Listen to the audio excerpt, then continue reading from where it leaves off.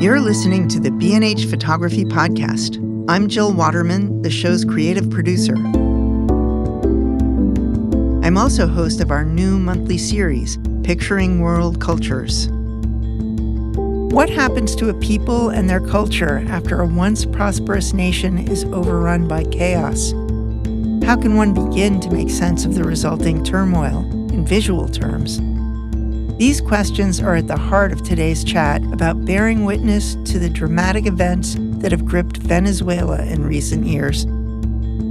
Guiding us through her process to balance documentary evidence with metaphoric elements evoking a state of mind is photographer and investigative journalist Fabiola Ferrero, who was born in Caracas in 1991. Her personal work reflects how her childhood memories contrast with Venezuela's current crisis.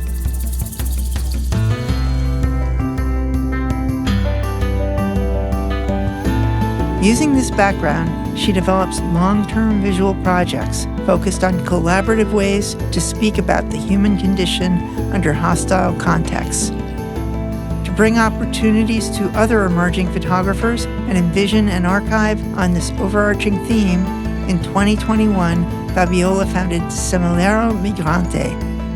This mentorship program on the topic of migration empowers Venezuelans and Colombians and promotes the integration of both cultures.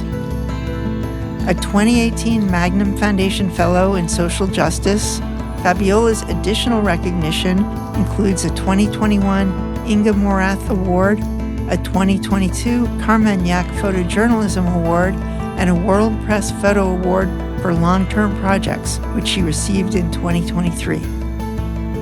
Most recently, Fabiola was a fellow at Columbia University's Institute for Ideas and Imagination in Paris. Fabiola Ferrero, welcome to the show. Thank you. Thank you. Very happy to be here. Yeah, great speaking with you today. So, historically speaking, Venezuelans are considered to be a very happy people. Based on this past assessment, what do you find to be some defining characteristics of Venezuelan people and culture? It's very hard, obviously, to talk about a culture in general terms because it's so many different aspects that you could look into. I'd say in recent years, a word that has been used a lot to talk about Venezuelans and that I'm not a fan of is resilient. I don't usually like this word because sometimes it is used to romanticize the fact that when people are resilient, it's basically because they have no choice but to be resilient. And if people have been following the story on Venezuela since 2014, we've been going through one of the deepest crises in our history.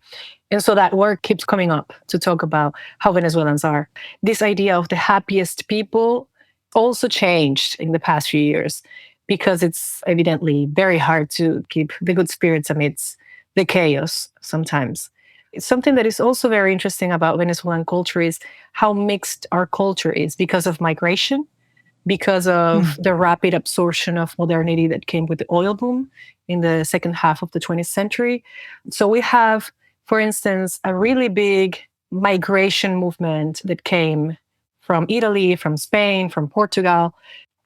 And we also absorbed a lot of the American values in a lot of ways because of the close relationships that Venezuela and the United States had during the oil boom from the 50s until the late 80s. So you could say that it's a mix of cultures, really. Mm-hmm. Interesting.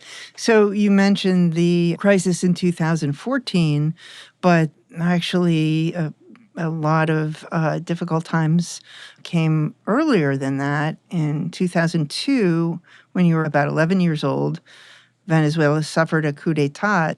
And I read somewhere that you and your brother went up to the roof of your high-rise apartment and you play-acted being a reporter describing the protests down below at that time.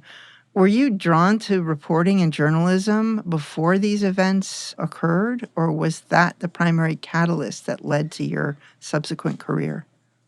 Yeah, I am not sure I have such a clear timeline, but because in my mind, I have always known to a certain extent that I wanted to do some kind of journalism. I had no idea it was going to be photography. I thought it was Mm. going to be, maybe like working on TV, but something that would break my bubble. I was drawn to that. So I think it was journalism that really became my way to do that. From my early years, I think I was more drawn to the arts. So acting, I also did gymnastics. So I love like to perform. I actually started writing before I became a photographer. So it was all these different ways to express myself. And then eventually just journalism. But I think those years, 2002, like the early Chavismo days, definitely played a really, really important role on me becoming a journalist over time. Mm-hmm. And at what point did you get access to a camera and add photography to the mix? I had one little camera when I was like 13. It was just like a point and shoot camera that I would carry around. The first time that I actually started to take pictures was when I was in college. And it was my thesis. So I wanted to write a thesis on Mm. Machurucuto. It's a very complicated name, but it's a tiny coast city where my family had a house and where I grew up. And they didn't want yet another journalism thesis that was writing about a place or people. So they told me, why don't you do a multimedia piece? Because we really need to start doing more multimedia pieces. And if you propose that, we'll say yes to the topic. So that's what I did. So I was like basically forced into learning how to properly use a camera. And that was the very first time that I started photographing. My grandfather was a photographer, though. Oh, really? Yeah, Huh. I never met him. So he died before I was born. But of course, I grew up with a lot of images, a lot of portraits of my mom, just boxes and boxes. And even today, maybe that's why I also am so drawn to archive, because I grew up surrounded by pictures and pictures and pictures that he would take. Was he a portrait photographer? He wasn't a professional photographer at all. He just liked it. He was a barber. Oh, wow. Yeah. An Italian from the south of Italy Uh-huh. who migrated to Venezuela because it was back then the land of opportunities. And yeah, he just carried a camera with him and I still have it. Oh, that's So cool. yeah, What kind of camera? a Rolleiflex. Oh, nice. Yeah. I actually want to start a project with that camera. I just have it, like taking care of it and thinking if it's a good idea or not. But yeah. Yeah, they're fun to photograph with. Yeah, for It's sure. a whole different dynamic. So the thesis project you did, what kind of pictures were you taking? It was essentially just showing this town and daily life in this little town, Machurucuto. Mm. It was like a general portrait of the place. Mm. So I would go to the fisherman and I would go to the artists of the town. It was very simple, I think, but Mm-hmm. I was also trying to bring to the attention of people a larger story about this town that was a place where there was a Cuban invasion during the 60s. So there was also like some political stories behind it that I wanted to tell back then, in which also later became like a general topic, also like bringing politics, but through just daily life stories, I guess. Right. Well, I read that one barrier you had to overcome as a photographer was an incredible sense of shyness you had. Yeah. And you talked about this on the podcast, Visual Minds.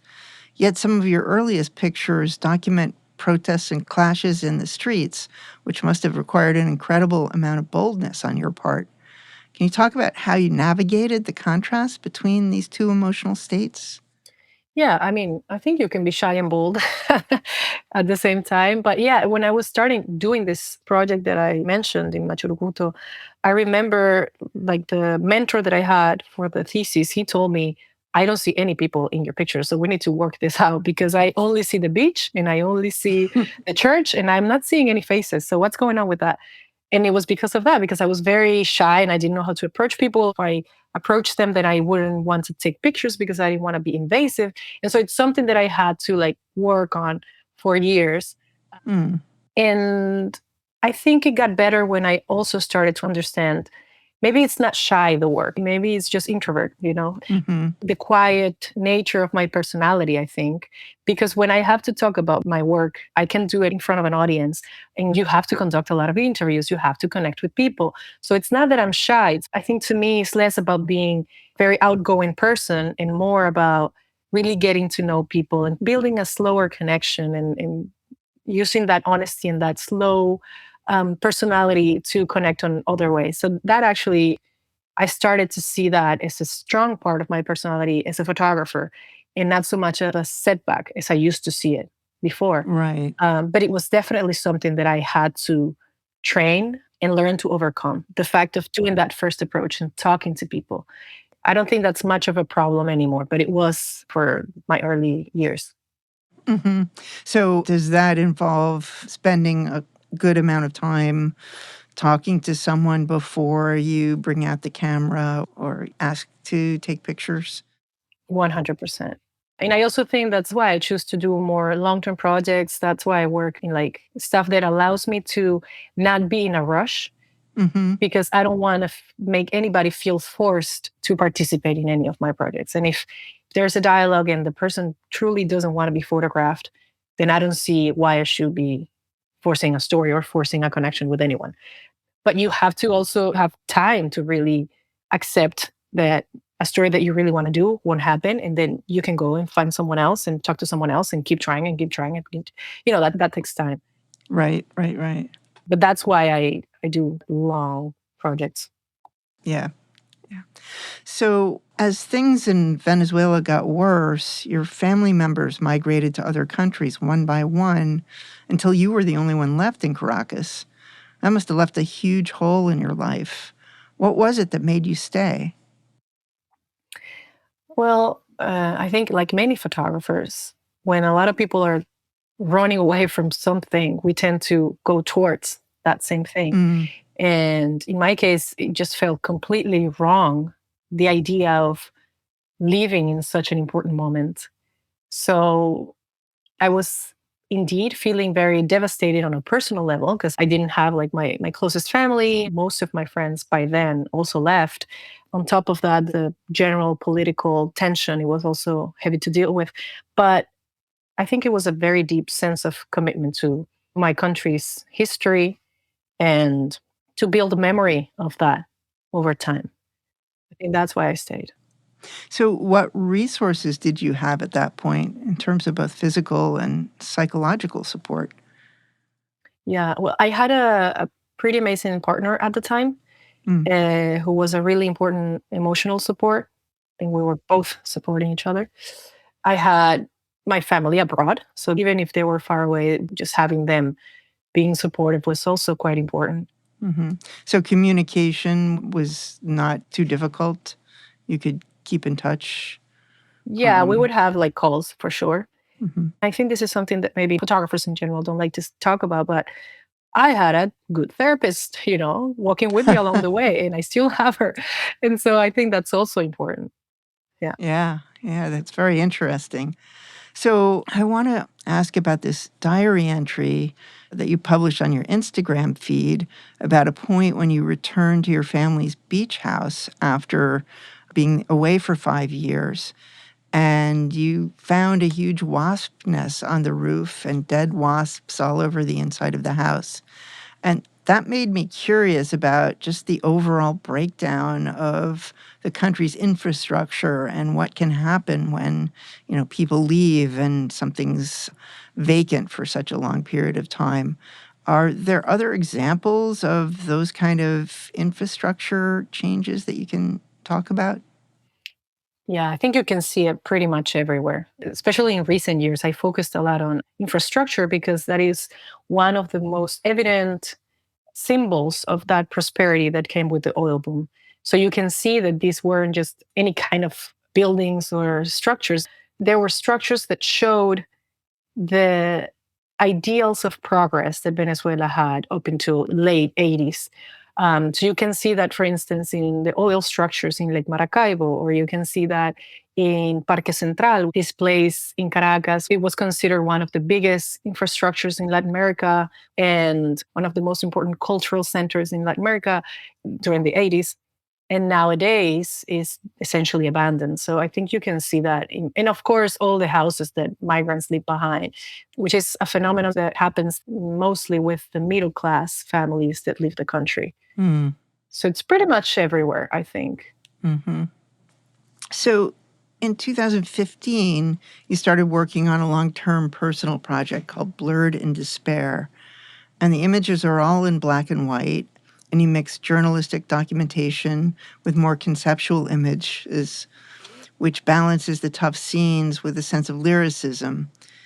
What was your process in deciding on the image sequence that was shown on your website, and how long did it take to come to that selection?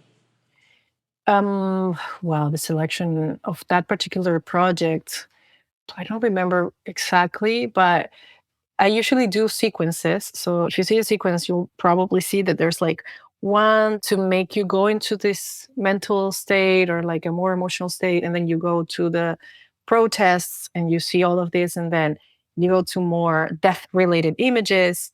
And so I build like these different sequences to create like a bit of a symphony and not be high all the time, but not be too slow all the time. Just like trying to build a rhythm on it. Yeah. Yeah, that musical reference is really apt. So, are there different edits of that project and those pictures, or has it been shown in different forms, or is that sequence on your website basically your final interpretation of that? No, no, no. It's been shown in different ways, in different formats. And actually, some of those images over time also became part of the project that I finished a few years ago, which is I Can Hear the Birds. And it's in color. And I know some people hate this, but a really good advantage of digital photography is the fact that I was working on that specific chapter in black and white, but then it became part of I Can Hear the Birds, which is in color. And it became part of the same narrative over time. So it's part of 6 years of investigation. It's just that one chapter was made in black and white. Right, And now it serves the story better that it became part of this other project. So I think right. with editing, you can literally build completely different projects depending on how you edit something.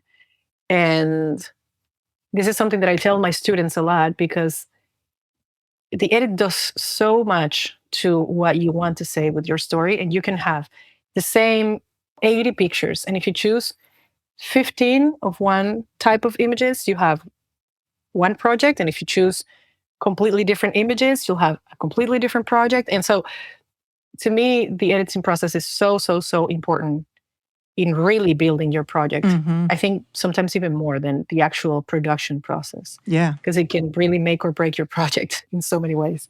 for sure. There's something about, well, especially your later work, I Can't Hear the Birds. I keep coming to the word texture and making image selections that add not just this sense of lyricism or this musical sense, but almost this textural sense where, it's like the difference between the black and white and color, or the difference between archival pictures and contemporary pictures, where there's really this tactile sense of different textures. Do you feel that about your edits? Yeah. It's funny because I've never thought of it before that way. I mean, editing is something that I find really important as well, and I think about it a lot, and I think about it often in musical terminology. But when looking at your work, the word texture just kept coming up in my mind. Mm. When I talk about editing, I talk about the selection of the images, not necessarily the retouch or the kind of mood they have. Right. But somebody did mention the other day in an exhibition that they found a little funny that Venezuela being this very colorful Caribbean country, all my pictures were like a bit desaturated. You don't see like a bright blue sky in most of my pictures. And if you see the macaw, what we call the guacamaya, this very colorful bird that is all over our capital in Caracas, they Right. just go to people's houses and they're everywhere. The one picture that I included of that bird, it's actually under the rain on a storm. So the symbol of this very colorful city and country is actually under the rain on a storm. Mhm. I am not entirely sure that that is a conscious decision, but it's definitely part of what I internalized as part of the project, which is building a mood and an atmosphere that in this case was about loss and grief, Right. and the grief of an idea, not necessarily the grief of the country itself. I think my project really points to the grief of losing the idea of the country that we thought we had to have in the future that we thought we were going to have because we were this really big oil country. So there is a texture and there is a certain color palette that aligns with that idea. Mhm. Yeah, it's fascinating. So in 2016, you left Venezuela to visit your brother in Spain for about 6 months, and you returned in 2017. How did your perception of your homeland change due to your time away? I think mostly it changed how I related to it and how I related to photography. So I started to understand how to connect my inner world with what was happening around me. And when I was in Mm, Spain in 2016, I think this was never diagnosed, but I think I had a little bit of PTSD or something of that sort because I was having nightmares. I was waking up screaming at night. I couldn't walk on the streets. If somebody would pass me really fast, I would be very scared. And so I started to understand until what point really I was being affected mentally by the whole situation in my country. And when I was away, I read this study that was called the emotional map of Venezuelans and how people were experiencing sadness, anger, and mm, fear um, on a daily basis, essentially. And that's what really made me connect. Well, maybe what I am feeling, it's also like a general feeling in the country and how I can use my very personal experience to connect with something that is wider and goes beyond myself. And so I went back, and that's when I did Learn Despair, which is this black mhm. and white project. Before that, I was mostly doing press conferences and very straight photojournalism. But in Barcelona, I did this small project that I think not a lot of people have seen, which is called Oblivion. And it's mostly self portraits and diary entries Mm, and that mental state that I was living. So I think, yeah, I became obsessed with the idea of mental states and emotional states and how to portray feelings and mhm. sense of loss in general. But it was in that time away. And in general, I think it's on those breaks Yeah. when I really understand the ideas that I want to pursue. The same happened after I left Venezuela in 2020. Also, being away for a period of time during the pandemic gave me a broader sense of what I was doing in Venezuela, for sure. Silence is important. Definitely. And silence can be really powerful when it's used well. So there's another question I wanted to ask about your project, I Can't Hear the Birds. When working on this project, you wrote, Venezuela is not a country anymore, but a state of mind. And you are trying to make pictures that you describe as an extension of your inner self and a process of making feelings visible. What kinds of visual elements or situations work best for you in communicating something so ephemeral as a state of mind in photographic images? Yeah, that is tricky. And I think depending on who sees the project, they might feel it. They might not. I don't know. I really hope it comes across. But I do use, for instance, I repeat a certain metaphoric image, which is stuff that are either broken or eaten by termites, for instance. Mm, There's one image that keeps repeating. So you see a highway that it's broken, or you see somebody that has a scar on her forehead, or you see this wall that has a crack on it. And this thing that keeps repeating is like something that broke, not just mhm, physically, mhm. but internally. So those kinds of images I try to incorporate into the documentary narrative because they are also obviously the more straightforward Yeah. images. And finding the balance between the two is very tricky because you can either go very straightforward and very photojournalism, or you can go into way too conceptual and then nobody will understand. So, like finding the balance, I think it's important. Yeah, it's all about the balance. And the other element that kept coming up for me was the images that show either smoke or mist or these sort of Yeah. ephemeral atmospheric effects that are really beautiful, lyrical, and balancing that against the sort of harder Yeah. Yeah. Yeah. pictures Thank you.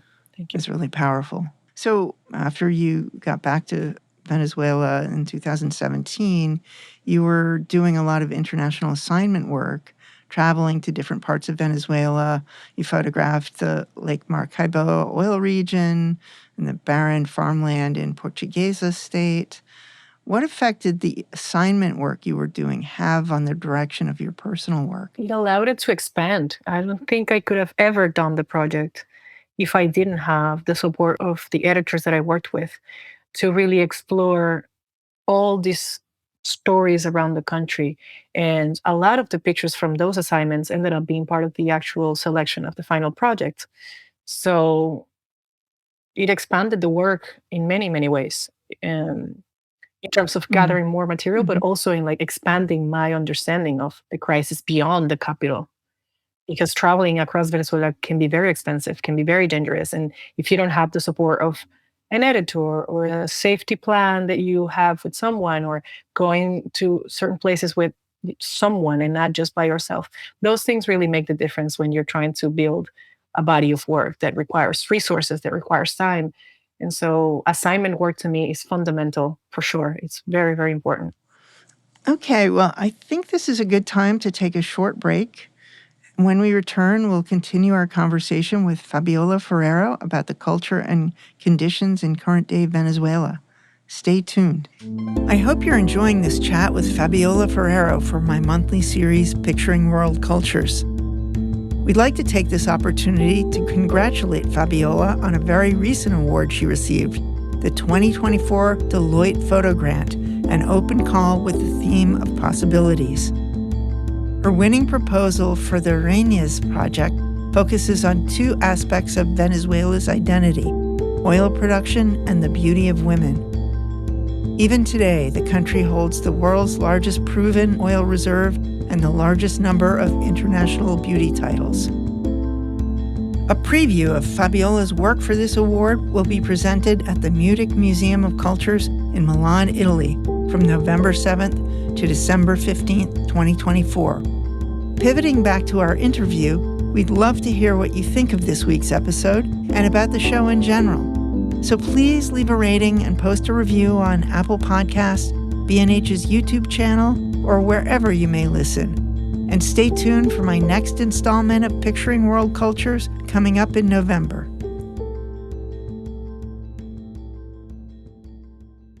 Okay, we are back, and we're speaking with Venezuelan photographer Fabiola Ferrero. So in 2020, you ended up migrating to Colombia. After working in Venezuela on your own and under tough conditions for so long, what made you decide to leave at that point? It wasn't really a decision. It wasn't a choice. I was traveling there for personal reasons. And it was March 12th. So in March 15, the pandemic was declared. And in Colombia, they said, well, we're going to do a trial lockdown. So for 15 days, nobody can leave their houses. And I think it was good for me. I think I didn't really know how much I really needed to step away from the geographical space that I was covering, because it was also the emotional space at the same time. So being away for that period of time allowed me to get some distance.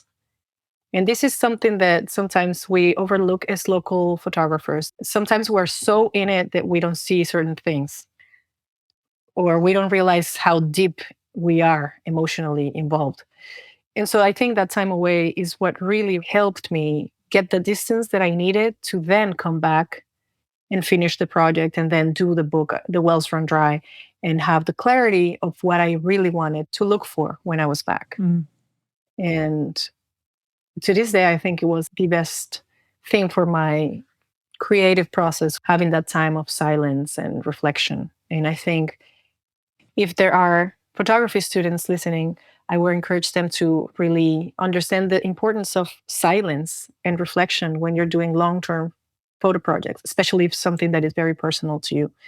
That we are constantly feeling that we have to be and producing all the time, and showing your work and getting people's attention or on our social media or something. But in reality, the process gains so much when you just step back and take breaks. And that is, I think, very important in the process of doing a project. Because you are also a writer and you write a lot about your work as well, this is something that I've always found very helpful and important.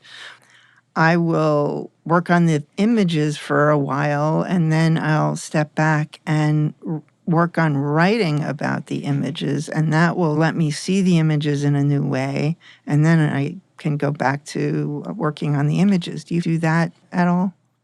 Absolutely. Yeah, it's what gives you clarity, having the words to explain it. This is also a good exercise if you're like applying to grants, for instance. They force you to really sit down and put your project into words. Just doing the exercise of looking at those questions and really put them into words is really helpful as a photographer to understand where you want to take your project.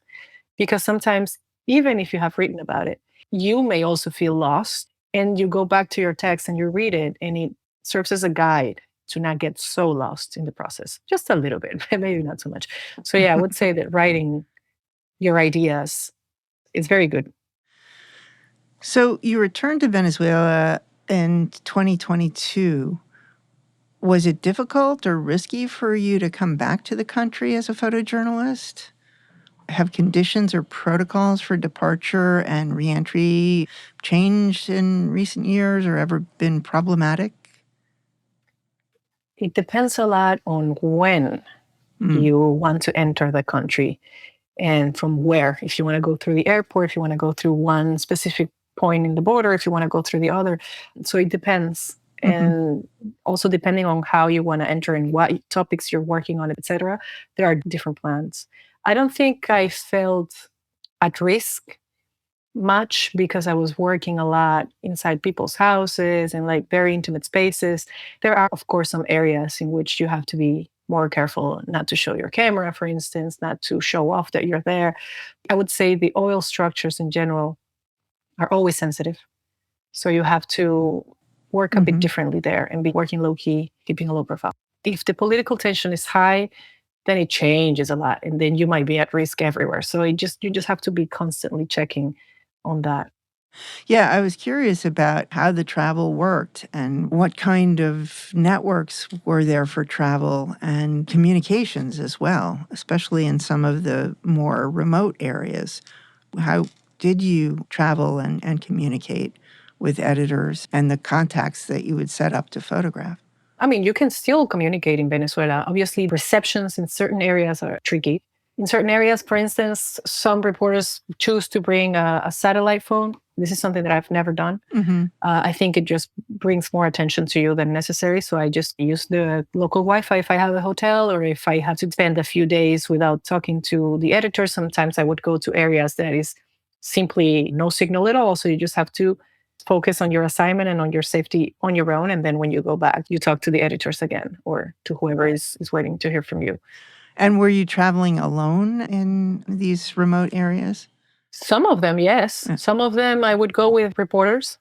And some of them I would just go by myself. You mentioned somewhere that there was relative safety in being a woman journalist, but that it was not just for yourself, but in at least one circumstance, your presence helped keep a male colleague safer. When you made a visit to a gold mine that was run by an armed group called El Sindicato. What kind of interactions did you have with the members of this group? And how did they react to you taking pictures at the mine? Well, first of all, they didn't allow me to take pictures, which is something that really made me question a lot about the risks that we take sometimes. I am not entirely sure how much my presence really affected the way that they treated us in general. It was something that they mentioned, that they were like very respectful towards women. And the fact that I was there with him was a good thing for both. This was a tricky assignment. And I was very, very, very young. This was my very first international assignment. Wow. Huh. It was unforgettable for me, I think. I was basically in this gold mine surrounded by armed men, part of this mafia that controls the gold mining in the south of Venezuela, which is an area that nowadays even the most experienced journalists in the area are not really exploring. They're not really going there anymore because the situation has evolved. So have you had formal security training to keep yourself safe as a photojournalist? I did after this. In 2017, I did have some security training in Spain. And I'm soon going to refresh a little bit. I'm going to have another one. I think it's very important to keep those skills updated. And I think at this point I forgot a bit. So it's good that I'm going to do a refresher. And do you think it's something that's evolved over time, the different types of training that is given? I do. And I also think that The priorities have changed a little bit. So if I were to ask for a specific type of training in safety, I would ask for digital safety right now, which is something that I didn't consider that much before because there's a very high level of government surveillance. It's something that I think it's important for journalists to have as well, at least in the case of Venezuela. And then also at some point it might be that you are covering protests, so you need like a specific type of training if a colleague gets injured and stuff like that. But now there's also the equation, well, what happens if you get detained by government officials? Who do you need to have on the loop if you're traveling or stuff like that? So yeah, it definitely changes. You've talked about the importance of keeping a strict protocol to stay safe as a photojournalist. What are the most essential rules you follow? And what is the safety gear that you keep close? The security equipment to cover protests is the one that in Venezuela you have to have because you never know when they erupt. So you have your helmet, you have your gas mask, you have your vest, a good pair of shoes. And if you've done some of these trainings, you usually have like a first aid kit with you. And that's pretty much it. The rest is just the security protocol that you might follow, meaning having somebody track your location at all times, having people that are looking after you and doing check-ins every now and then, that kind of stuff. So would you just use your phone as a tracker that somebody would follow? Or would you have an item that might be hidden that would track No, you? on my phone. There's an app called Life 360 that I would recommend to journalists if they need to be tracked by someone. You give access to specific people and they can have you located. And then there are other methods. Some editors ask you to download a specific app that they use. And so they have the whole team in that app. So it depends.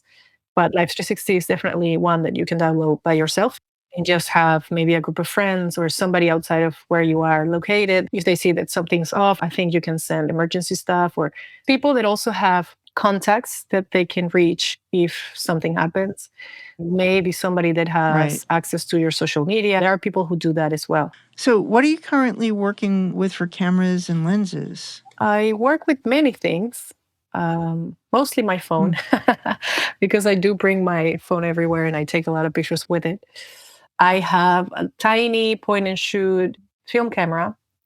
For assignments, I usually just bring my Canon R6 with a 24-70 lens. But if it's just personal work, I usually go with a 35 and a 50 to keep it as light as possible. And I'm a Mia 7. I'm working now on a new project with a film camera. So yeah, I just work with different stuff to keep it fun. And you said you had a small point and shoot Yeah. film camera? It's basically kind? a toy camera. It's an Agfa photo, very tiny, very cheap, something that if I'm on the streets and it break it or somebody takes it or I forget it in a restaurant, something that I wouldn't mind just to keep it on my purse. It's a personal diary. It's not doing like a professional project with it, but it's good also to have these kind of things that reconnect you to photography in a playful way. Your most recent project, The Wells Run Dry, for that project, you put together a team of 5 Venezuelan journalists to write stories from their hometowns.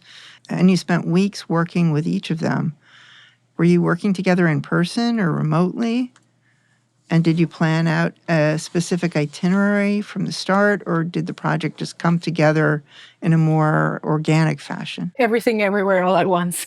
That was for the Carmignac Award. So I had this very big Excel sheet. Also, highly recommend using Excel photographers. I know we love to be very intuitive, but having a strategy and a plan really does help when you have a deadline, when you have a production to make, when you have to put together a team. So in that case, I had this really big plan with all the cities that I wanted to visit, what places I wanted to visit in each one of them, how many days in each one of them, what producer or journalist was going to be with me in each of the areas. And then, of course, when we had this plan, because the idea of the project was this, I would also ask them, is there a particular story that you want to explore that you haven't had the chance because you don't have yet the resources? Let's use this photography grant so that you can also do the story. And so it was a mix of my general idea and their own stories that they liked.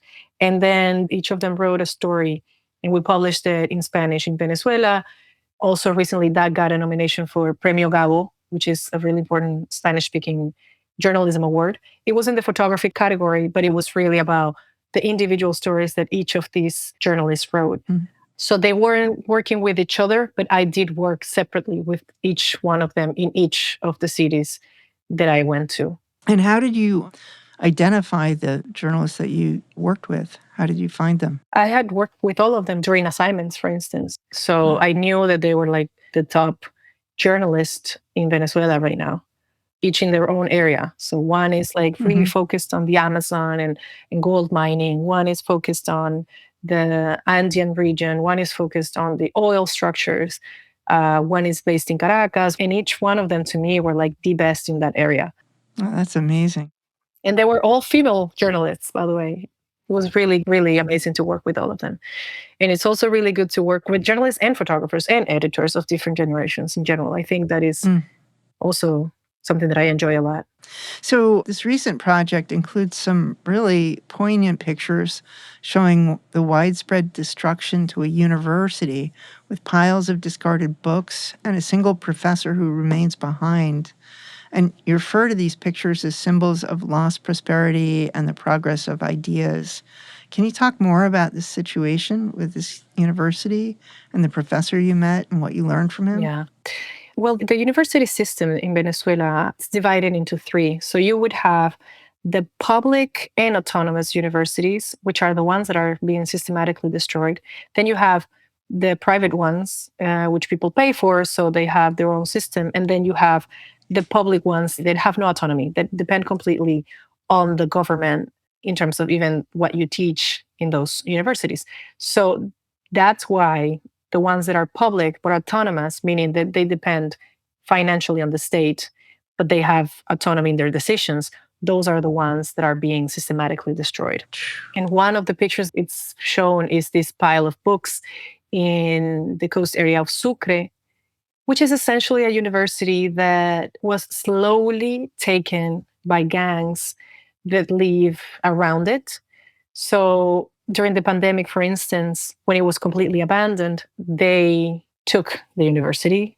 And it's very hard to explain to people how it gets to this point.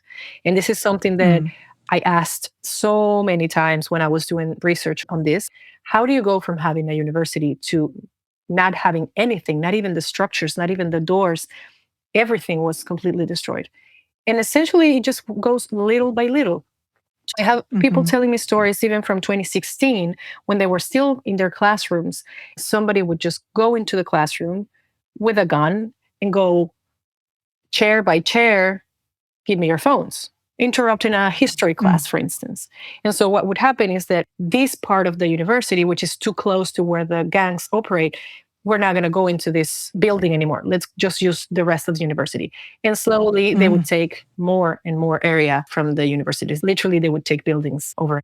Wow. Doesn't mean that they live there at all. It just means that they just come and go as they please. Yeah. And because the university depends financially on the state, if the state doesn't pay, then you cannot really afford to have a security guard to protect the area. So eventually what happened was that during the pandemic, when nobody was around, they would take from chairs and tables to doors, windows, and then at some point, they even started to break the walls to take the little metal pieces inside to sell it. Oh my goodness. I mean, it got to that point. Wow. So essentially now that specific university, Universidad de Oriente, does not exist. And it's not just infrastructure, it's also the fact that the only ocean research center of Venezuela was located, and all of those years of research that didn't have a digital backup were lost. So it's not just infrastructure. It's also the fact that all that knowledge that was produced for decades, it's gone. Right. Wow. So do you think there's hope for the future to somehow come back near zero from extinction? It's very hard for me to talk about hope. Yeah. There's this Argentinian writer that I really like, Martín Caparrós, and in one of his books, he mentions something in the lines of migrating is leaving behind the collective dream to go chase an individual dream, basically giving up on the social part of it and just go by yourself. And when I think about hope for the future, I can only hope for the individual life of each person in Venezuela or outside Venezuela, that they can find some sort of social dimension to their dreams, that they don't feel so alone in the sense that they feel that they have to give up on everything just to fulfill their individual dreams. Either it's because Venezuela gets better and they find again that sense of community that you get with your surroundings, with the people around you, or because you left the country and you found your tribe and your community again. That is the only hope that I can really talk about at this point, because it's very tricky to talk about the future of Venezuela specifically right now. Yeah. So my hope, it's only that in these moments where it can be so easy to feel alone and that you can only hope for good things for yourself, we really find community again wherever we are. Yeah. So I want to go back to the 5 women journalists that you worked with. And you mentioned that you learned a lot from the values and the work ethic and the generosity of these women. Was there anything you learned that was totally new or surprising to you? Not totally new, but it's always good to be reminded of the value again of community. And it's lovely that we can connect both questions that way. I think also as freelancers, we are so alone sometimes. Like we spend so much time alone. And when you work on collective projects, you're reminded of how much more powerful your ideas can become, even if it's not your own, even if it's somebody else's idea, and you go and support that person to make that a reality. The value of community in photography, I think sometimes we forget about it.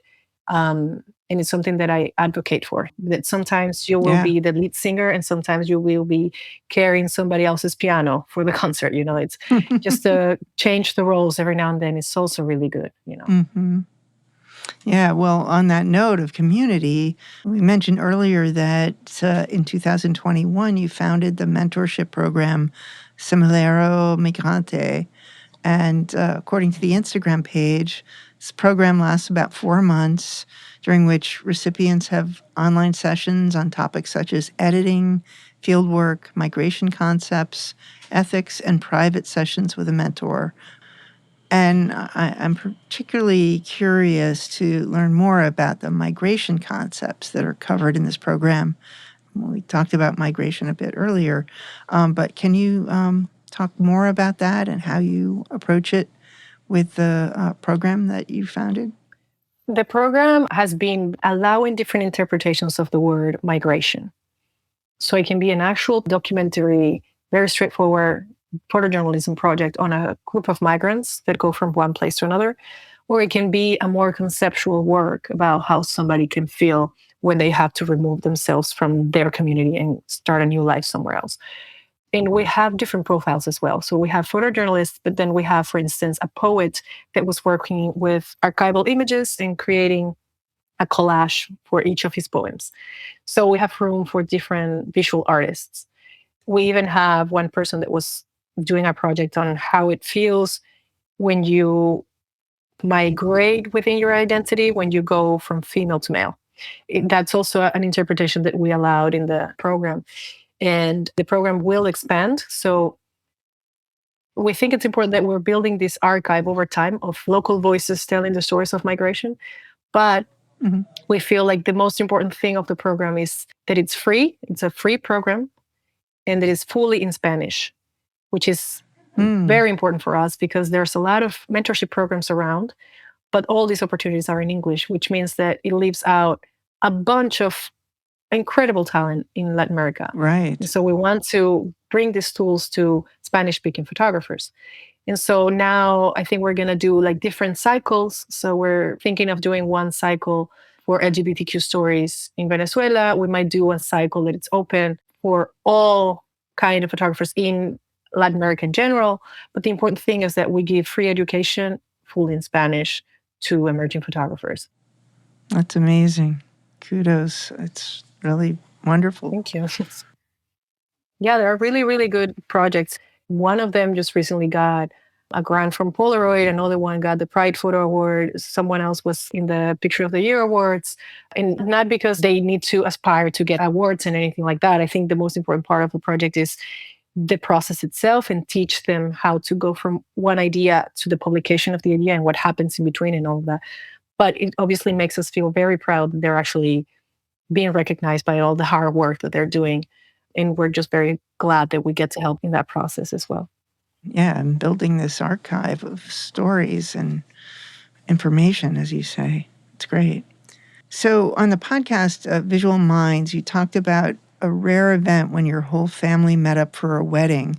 And this made you realize that your time for being together as a nuclear family is gone, and that this was a huge sacrifice that you had to make. While this is indeed a terrible sacrifice, do you feel that this has perhaps made bonds you've created with professional colleagues and programs like Semillero Migrante even stronger as a chosen family of sorts? Yes, for sure. For instance, in my 3 years in Bogota, I had this amazing group of friends. Yeah, I think migration really taught me also the importance of friendship. How you call it, I think it's on point. Their chosen family. And having a really good support system around you is the heart when you're going through processes like this. And obviously, also, I think I need to point out that all I can say from my perspective also comes from a background of a certain privilege. I'm a middle class woman from Caracas. So my whole migration process, as painful as it was a decision that I could take whenever I wanted to. And I could just take a plane and go and try to have a life in Bogota and then after in France. And I've been moving around here and there. But I also talk about my experience very conscious of the fact that I don't have to walk 20 days in the jungle to try to find a country where I can get medicines for my son, for instance. And I think that's important that if you're working on a story as sensitive as this one, you don't forget that you're doing it from a privileged point of view as well. Even just the fact that you have the camera and that you are, in a way, taking the narrative of somebody else's story, that is a tremendous responsibility and a tremendous privilege as well. And as photographers, we cannot forget about that specifically. Yeah. Yeah, that's a very good point. So you spent the past year in Paris as a fellow at Columbia University's Institute for Ideas and Imagination. What have you been working on during that year? I was wrapping up the project I Can Hear the Birds, which is slowly becoming a book. And that is over. That project is done. In the second half, I was doing two things. One was research and pre-production for a new project that's on the works. And then also, because it's very rare to have an opportunity like this one, I decided to do something completely different. So I did a performance with a group of French and Venezuelan actors here in Paris. And it took me out of my comfort zone. It helped my creative process. It had nothing to do with photography. And that was very fun. Cool. It also reminded me that I am indeed a photographer. I am not a performer. but So was it like a dance performance? It was a contemporary theater piece made with an incredible Venezuelan artist who lives here, Hector Cavallaro. And he wrote these music compositions that wanted to talk about the links between a Venezuelan painter, Armando Reveron, and the Italian painter Caravaggio, and like how their paintings had a dialogue with their shades. So in a way, I think it has something to do with photography because it was a lot about light and shadows, but it was with the body. So very, very different life I had for a few months. Yeah. That's very cool. Yeah. I'm sure that will enrich your future work in lots of ways. So what's next? Will you be returning to Venezuela or Colombia? Or? Hopefully, I'll be returning to Venezuela to work on some new stuff that I will keep to myself until I have some material. But yeah, there are some ideas. And then again, when I was saying about the importance of silence, I think this year doing this fellowship that wasn't about shooting, it was about reading and editing and working in other parts of the process, really brought to surface things that I didn't really know were within me. And so now I just can't wait to be back on the field. That's great. Well, thank you so much, Fabiola, for your time and speaking with me today and the insights you've shared about Venezuelan culture and your documentation of life there. But before we go, I'd like to end with a short visual questionnaire inspired by the TV show Inside the Actor's Studio. It's a brief list of questions with one-sentence answers. So, Fabiola Ferrero, with all things being equal, is your preference color or black and white? Color. Interesting. Which image orientation do you gravitate to more often? Horizontal or vertical or square? Horizontal. And what's your lens preference, prime or zoom? Prime. Okay. If you could only carry one lens, which would it be? Well, this is contradictory, but I'll say the 2470 just because it's versatile and I can do everything with it. Yeah. What one photographer, living or dead, has influenced your work the most? At the very beginning, Alex Webb, because I was studying composition with his images. Recently, Sophie Kahl and Christina de Midden become like really important references for me. Outside of photography, what profession or craft would you most like to explore? Writing, without a doubt. Yeah. And in a single word, what's the biggest motivation for making pictures? Memory. So, are there any upcoming projects or plans you can tell us about? There are projects, but I can't. I will share soon, but I just, maybe it's the anxious woman in me that doesn't like to share stuff that's not there yet. I don't know why I do that, but yeah. I'll share soon. Okay. And well, what about The Wells Run Dry was published in book form? Yes, it was a book that the Fondation Carmignac, because they funded the project, they also do the book and the exhibition. So yeah. And is that publicly available for sale? It is online, I think. But you need to Google it and see which link comes, because it depends on the country. It might take you to different places. Right, right. And where can guests find out more about you and your work? I think my social media, even though I'm not the most active on Instagram, it's my name, just Fabiola Ferrero, you will find me. And occasionally I post a good meme on my stories. So it depends on the mood, you will find different types of content. One other question about upcoming plans. I was just on your website and I noticed you do individual mentorships or consultations with photographers. Do you want to talk about that? Yeah, I am a firm believer of the figure of the mentor in general, because I didn't study photography formally, but I did have incredible mentors who helped me along the way. So I had Maggie Stever, I had Sim Chiin, Alice Gabriner, and I had mentors in Venezuela as well, Leo Alvarez, who was very important for me. And that's also why I built Semillero Migrante, which is a program focused on each photographer having a mentor that we choose after we choose the students. So we find them depending on the needs of each individual student. It's very, very personalized, because I feel that photography, it's such a personal journey for everyone. It's very hard for me to see how just going to a school and learning the same thing that everybody's learning would shape me the same way that having an individual mentor that guides you to find your own voice does. To me, that is such an important figure. And so at this point, of course, I feel like I'm still very young in my career, so I don't feel like I would be a mentor that would necessarily shape somebody's vision or anything like that.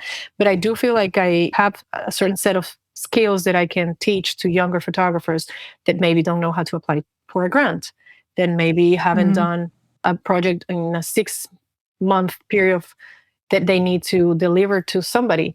Just teaching how you get from having an idea to actually producing the idea, to finance, to fund your idea, to publish your idea. All those things, I think, if I've learned anything in the past few years, it's that process from within. And I do feel like there's a lot of talent out there that with just a little push and a little bit of guidance, they can have incredible work. And that I would be honored to see that work published somewhere. Maybe it's selfish of me, I just want to see good photography out there. And if maybe somebody's a bit lost and we can collectively push them to do something beautiful, we all get to win, because we'll see great work out there. Yeah, well, it's important. It's building the community and giving back. Yeah, for sure. Yeah, beautiful. Well, Fabiola Ferrero, thanks again for joining us today and for your passion in telling authentic stories about Venezuelan culture. Thank you. Thank you very much for the talk. It was good. Yeah. Yeah, it was good. And to our listeners, if you enjoyed today's show, we'd love to hear about it. Pull up this episode on Apple Podcasts, Spotify, B&H's YouTube channel, or wherever you get your podcasts, and leave us a comment. While you're there, make sure that subscribe button is clicked for automatic updates about every episode release. You can also find us and drop us a line on the Explora blog, where we post photos from our guests along with the show notes. And if you're a fan of social media, please join us on Facebook at the B&H Photography Podcast group, where you can share your favorite photos and comment about the show. I'm Jill Waterman, the podcast creative producer and host of this series. Episodes are recorded, mixed, and edited by technical producer Mike Weinstein. Theme music for this series is composed by Gabriel Richards, and our executive producer is Richard Stevens. On behalf of us all, thank you so much for listening.